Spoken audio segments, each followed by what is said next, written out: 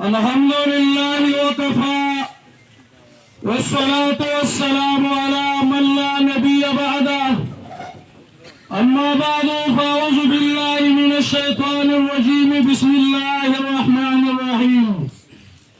وتولى عنهم وقال يا آسف على يوسف وبيضت عيناه من الحزن فهو كظيم.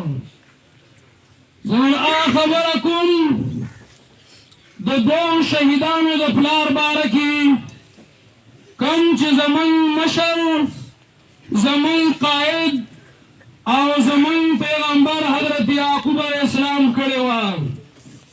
یو زوی ورکو د مصر په جیل کې قیدي و او استاذ یې راغی ستا بل زوی هم د مصر په جیل کې ونښتو. الله ته آسان وایه. یعقوب علیہ السلام یو لفظ ویلی و قال یا آسف علی یوسف. اے غم ابو یوسف، اے تکلیف ابو یوسف چې یوسف امرک شو او بنیامین امرک شو. زه د شهیدانو د هغه پلار ته د هغه والدې ته او د هغه پاتې وارثو ته د الله نه د صبر جمیل سوال کوم. سهار نه د بیګانو د تقریرونو سلسله شروع ده.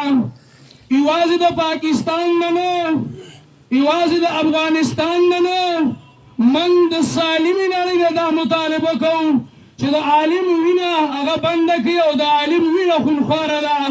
چا چې د عالم وینه توی کړې ده هغه خلک الله ذلیله کړی دی. او زه هغه خبره کوم کوم چې د مذهب امام احمد بن حنبل ویلي وو واتقوا عن لحوم العلماء. اے خلکو د علماو د غوښو نه ځان وساتئ. فإن لحوم العلماء مسمومه. د علماو غوښې زهرجنې دي. فمن شمها مرضه. چا چې د ملا غوښه بوی کړې ده هغه مریض شوی دی. ومن اکلها ماته. او چا چې د عالم غوښه خوړلې ده هغه الله وجلی دی.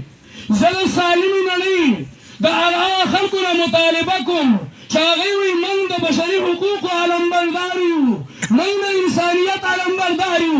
په افغانستان کې هره ورځ عالم شهید کېږي. په سعودي کې هره ورځ عالمان جیلونه لځي. په پاکستان کې هره ورځ موږ د عالم لاش هغه قبر ته حواله کوو. یا خلکه زموږ غلطي څه ده؟ زموږ غلطي دا ده لنخرج العباد من عبادة العباد إلى عبادة رب العباد. من خلق د شرک نه، من خلق د کفر نه، من خلق د چرسو نه، من خلق د بوډرو نه منع کوو. نن زموږ وینه هغه تویېږي. ډېرې خبرې نه کوم. زه په دې لوی دوک باندې د جماعت علماء اسلام قیادت ته د الله نه د صبر جمیل سوال کوم او د شهیدانو د خاندان سره د جماعت علماء د ملګرو سره په دې غم کې موږ شریک یو. الله رب العزت دې ستاسو دا خلاف ورکړي او الله دې زموږ په سالمه نړۍ کې امن راولي.